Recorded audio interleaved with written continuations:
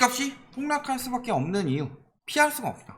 요즘에 뭐 맨날 뭐 폭락 아니고 조정이다 뭐 와가지고 행여나 집값 떨어질까봐 그 전문가들 보면 다 어디에요? 뭐 속된 말로 건설사들 똥구녕이나 빨아주는 그런 전문가들만 잔뜩 붙여놨었죠. 그런데 폭락을 피할 수가 없다. 왜? 이거는요 당위성에 대해서 이야기하는 게 아니라 이러해서 떨어질 수밖에 없다고 이야기를 함에도 불구하고 이런 영상은 패싱하고 딴 데 가가지고 떨어져야 한다는 당위성만 말하지 마시고 왜 떨어지는지 얼마나 어떻게 떨어지는지를 말해라. 당위성으로 이야기하는 게 아니라 그러니까 봐라 이런 걸. 가장 먼저는 세계 부동산이 떨어지고 있죠. 문제는 뭐다? 코로나빨 유동성 저금리 시대가 막 내렸다. 그런데요 우리나라 입장에서 생각을 해봅시다. 우리나라 입장에서 부동산 가격이 오르지 말아야 될 때 올랐다. 그래서 당시에 민간 전문가들이 집값 침체가 길게 갈 것이라고 그랬는데 폭등해서 욕먹는 사람들이 꽤 많았죠. 왜 그렇게 됐느냐? 자, 글로벌 금융위기가 터졌어요. 이때 같은 상황을 재발하고자 세계적으로 협약을 했던 게 바젤3였죠. 근데 이 바젤3 도입이 매우 늦었죠.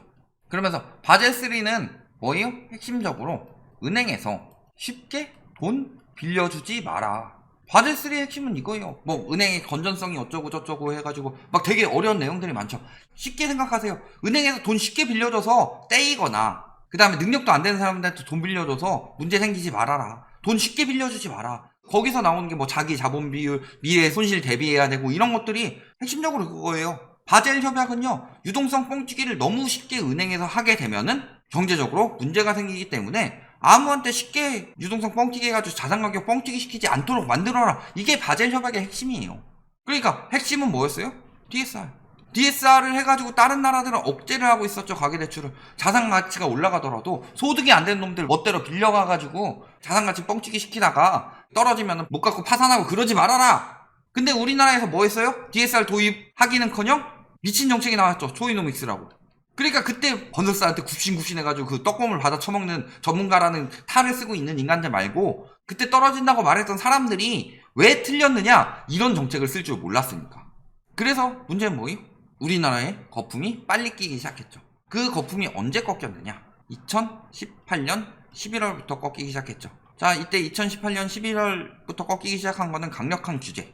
그거보다 더 심각했던 건 긴축 장세였죠. 그래서 미국에서 2015년부터 긴축 들어가면서 우리나라도 2017년, 2018년 두 차례 금리 인상 들어갔고 그 다음에 같은 해 9월 13일에 9.13 정책이라고 강력한 정책이 나왔죠. 그래서 꺾였다. 그런데 이게 미중 무역전쟁 터졌을 때 잠깐 올랐죠. 요거는 오래 갈 수가 없는 거였어요. 그래서 저희가 그때도 하이먼 미스키 모델을 이야기를 했다. 일시적으로 금리를 낮추지만 미중 무역 전쟁 자체가 길게 갈 수 있는 상황이 아니었고 그러니까 뭐 길게 가더라도 그때 한창 심화된 것처럼 계속 심화되면서 갈 수 있는 상황은 아니었고 금리 금방 다시 오를 거고 긴축하고 있는 장세는 그대로다. 그런데 문제는 그 다음에 코로나가 터졌죠. 그래서 멱살 잡고 끌어올린 거예요. 그런데 코로나빨 유동성 저금리 시대가 막을 내렸다는 거, 코로나 때 풀었던 걸 없앤다는 거, 이게 뜻하는 바가 뭐예요? 요 시기로 간다는 거죠. 그러면은 이때부터 장기 하락세로 가는데 튀었다가 이 시기로 다시 돌아간다는 건 요거보다 더 떨어진다는 이야기예요. 그게 뜻하는 바가 뭐예요? 코로나 이후 꼈던 거품은 빠지는 건 당연한 거고 그 전에 유동성 빨로 꼈던 거품도 이제 고금리로 빠지게 되는 순간이 오는 거다. 문제는 이제 코로나 이후 떴던 나라들 뉴질랜드나 캐나다 이런 나라들은 그 이유가 심각했었죠. 특히 뉴질랜드 뭐 이런데 보면. 그런데 우리나라 같은 경우는 어때요? 그 전부터 꼈으니까 코로나 유동성이 아니라 그 이후까지 걱정을 해야 할 상황이다. 그래서 보면은 우리나라도 집값 하락이 빨라지고 있어요. 자, 이게 이렇게 떨어진다는 게 아니라 이게 변동률이에요. 매매가격지수 변동률이다. 그런데요 올해 들어서 거래량이 거의 뭐 1000건대 안팎 왔다 갔다 하면서 서울 같은 경우 계속 유지되고 있죠. 근데 변동률이 어떻게 되느냐? 쭉 떨어집니다. 그러다가 언제 다시 오르기 시작해요? 대선 기대감. 윤석열 대통령이 무조건 당선된다 이거 아니었어요? 거의 박빙이었죠. 그런데 요 후보든 대통령이 된다고 하면은 뭘 한다고 그랬어요? 완화를 한다고 그랬죠.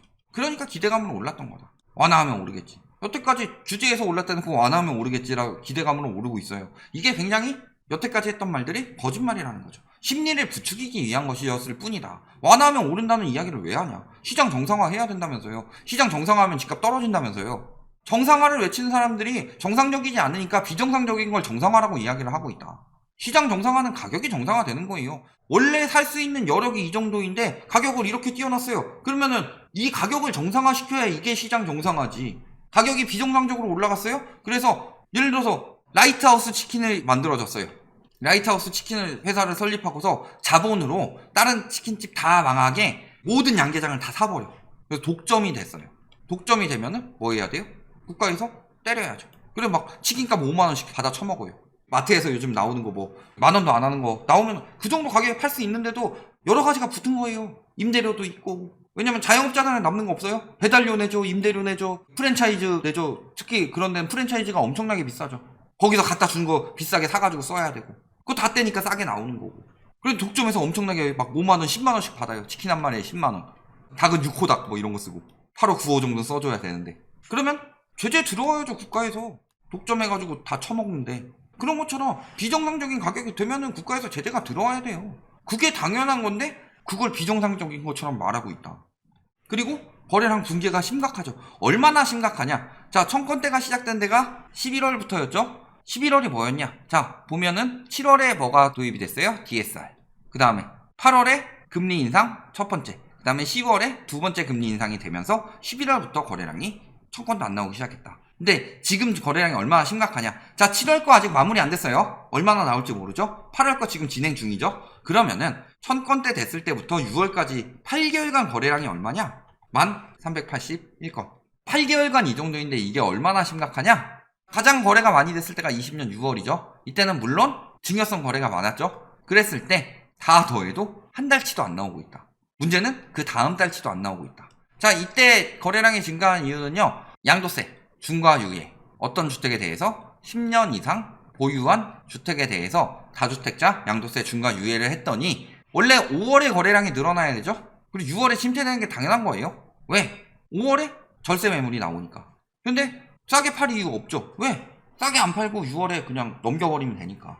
양도 형식으로. 증여세보다 저렴하니까. 근데 요걸 가지고 뭐라 그랬어요? 엄청나게 영끌했다. 부추기니까 아, 큰일 났나 하고 사람들의 심리가 몰려가지고 공포 수요가 엄청나게 들어온 게 7월이다. 근데 그 7월 거래량보다 요 8개월 합친 거래량이 더 적다. 이만큼 침체가 심각한데도 인정을 안 하더라. 수요가 완전히 개박살이 났는데도. 그리고 거래량과 매매 가격 지수의 관계. 권 교수님, 요 단체가 그 협회 있죠? 대한 땡땡 협회. 그 협회의 협회장이었던 사람이 권땡땡 교수였다. 유명한 교수님이죠? 이 교수님이 2월 막 이럴 때 뭐라 그랬어요? 거래량이 줄었기 때문에 하락이 아니고 조정장이다. 확실히 하락장이 되려면 거래량이 살아나면서 집값이 떨어져야 된다. 그런데요, 그 단체에서 연구한 결과, 이게 그때 글로벌 금융위기 때 연구한 결과예요. 뭐라 그래요? 거래량과 가격 변동률. 거래량이 늘어나니까 가격이 올라가더라. 전국이든 서울이든. 그래서 보면 뭐라 그래요? 지역별로 거래량과 가격이 선행되든 후행되든 이런 이야기를 하는데 서울과 부산 지역의 아파트 거래량과 가격 사이에는 가격이 거래량에 선행하는 걸로 분석되었으며 뭐 이런 식으로 선행과 후행의 차이점은 있겠지만 뭐예요? 아파트 가격의 상승 하락은 아파트 거래량 증가 감소시키는 요인으로 작용을 하지만 반대로 거래량 떨어지면 아파트 가격 못 올린다고 이런 식으로 제한적인 것으로 분석되었다라고 이야기했는데 그 뒤에 어떻게 됐죠? 왜 이게 제한적이냐? 하락장이 시작될 때 특히 거래량이 줄었다가 하락장이 본격화되면 거래량이 늘거든. 그래야지 지수가 뚝뚝 떨어지고 가격이 뚝뚝 떨어진 게 눈에 보이죠. 그러니까 그때는 되돌릴 수 없다는 거예요. 그러니까 아니라고 우기지만 지금 굉장히 심각한 상황이라는 거죠. 그 다음에 물가 상승으로 계속 부담은 늘어난다고 그랬죠. 지금 물가 상승이 굉장히 심각합니다. 상승폭은 더 늘어났어요. 그리고 금리 인상 지속되고 있죠. 자, 보면은 기준금리요. 요거 지금 6월까지 돼 있어요. 왜 6월까지 돼 있느냐? 7월 빅스텝이 아직 반영되지 않은 금리까지밖에 통계가 안 나왔다. 그런데 보셔야 될 부분은요. 요때 금리 1.75였죠. 그 전에 문재인 정부 때 위주로 뽑았는데 최고 금리가 1.75%였죠. 요때 집값 떨어지기 시작했는데 문제는 시중금리가요. 신규 취급액 기준이든 잔액 기준이든 그러니까 잔액 같은 경우는 버티는데 슬슬 싸게 내놓는 이유가 뭐예요? 비슷하니까. 그런데 신규 취급액 금리는 그때보다 훨씬 높죠. 이게 뜻하는 바가 뭐냐? 파는 사람들의 심리는 그때 정도밖에 안 되는데 사는 사람들이 못 산다. 여기에 DSR까지 적용됐으니까. 그래서 이렇게 빚 갚지 말라는 인간들 무지하게 많아요. 빚 갚지 말아라. 무조건 갚지 말아라. 근데 빚의 역습이 시작이 되었다. 남의 돈 갚지 말라고 말하는 인간들이 솔직히 정상적인 사람들이에요. 말이 좋아 재테크의 방법이지. 나쁘게 말하면 뭐예요? 갚을 생각 없이 돈 빌린 인간들. 사회의 악들이라고 하죠. 그거를 저렇게 공공연하게 이야기를 하고 있는데 저런 거 하지 말라고 예전에 뭐 부동산 부추기는 유튜버들 뭐 어쩌고 했더니 정부에서 별걸 다 잡는다 이딴 이야기 하고 있어요. 돈을 갚을 생각 없이 빌리는 건 사기입니다. 기망행위죠. 왜냐면 빌릴 때 나는 이자 쳐가지고 어떻게 갚겠습니다 하는 게 그건데 기망행위예요. 기망행위. 그리고 저게 통했던 이유는요. 저금리 시장이 유지가 되었기 때문이고 실질적으로 미중 무역전쟁 안 터지고 코로나 안 터지고 금리 계속 올랐으면은 저딴 인간들은 공공의 적이고 역적이 됐는데 말하는 게 그래서 올랐으니까 나 돈 벌었네요. 번 게 아니에요. 미실현 이익은 번 게 아니다. 21년도에 아까 보셨지만 거래량 굉장히 많이 줄었어요. 이미 살 여력이 안 되니까. 그런데 그때 20년도 사고 막 영끌해가지고 샀던 사람들 우리 방송한 뒤에 샀던 사람들 21년도에 팔았을 것 같아요. 19년도에 샀으면 빨라도 21년도에 팔아야지 양도세 비과세 되고 해가지고 많이 벌 수 있죠. 팔았어요? 못 팔았어요. 그런데 문제는 임금은 안 늘어나죠. 정부에서 임금은 못 올리게 억제하고 있습니다. 자, 공무원 임금 인상률 2%. 인플레이션은 지금 6%. 이것도 다른 데보다 경중 조절해가지고 진짜 서민들 경제에 영향이 가는 것들 다 떼고 6%인데 인상률은 임금은 2%만 올린대요. 돈이 모이겠어요? 뭐 공무원이야 정부에서 그렇게 억누르는 거고. 아 나머지도 억제하래요. 최저임금 올렸는데 지금도 막 그딴 이야기해요. 아 물가 오른 거 최저임금 때문이다. 정신 나간 소리들이. 거기다 경기 침체 심각해지고 있죠. 물가도 안 잡히고요. 부동산 가격도 빨리 잡아야 됩니다.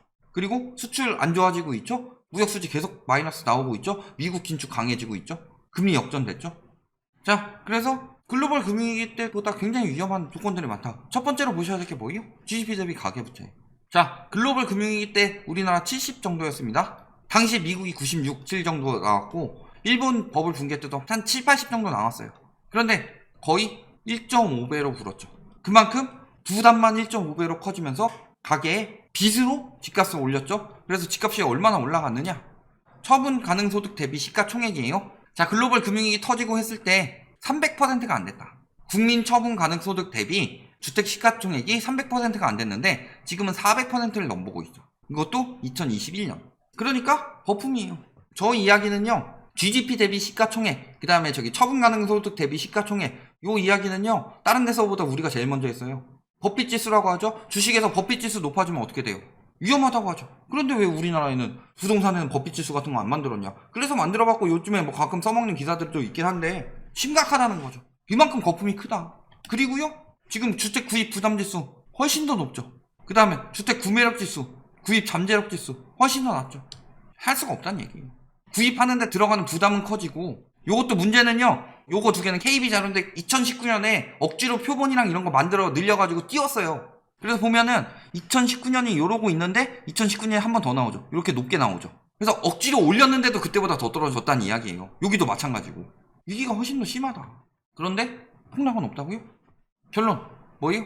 첫 번째 일단은 과거 글로벌 금융위기 때보다 심각한 지표가 나오고 있다. 예를 들어 뭐 집값 거품이라든가 가계 부채라든가 그 다음에 경제 상황이라든가 그런 상황에서 이미 세계 부동산은 꺾였다. 그런데 우리나라는 안 꺾일까요? 그런 사태가 오면 안 꺾일 수 있습니다. 우리나라가 베네수엘라처럼 화폐 가치가 오지게 떨어지면서 인플레이션이 막 10,000%, 100,000% 나온다. 그렇게 되면 안 꺾일 수는 있죠. 집값이 안 꺾이는 게 아니라 화폐 가치가 더 많이 꺾였기 때문이고. 그런데 그런 나라가 되길 바라시면은 집값 오른다고 해도 그건 오른 게 아니다. 팔리지도 않고. 그래도 불구하고 안 꺾일 거라고 생각하시는 분들은 사세요. 저런 거품이랑 다 이야기했는데도 당위성 이야기한다고 하지 말고 뭐 언제 얼마나 꺾일 것이고 얼마나 하락할 것이고 이것도 딴 데서 다 이야기했으니까 자꾸 와가지고 쓸데없는 걸로 태클 걸지 말고 한 영상에 다 넣으려면은 집중력 딸려서 보지도 못한다. 태클 거는 인간들은 좀 보고 이야기를 하시고 지금 집값 폭락 막을 수 있는 상황이 아니다. 요 부분을 알아두시면 되겠습니다.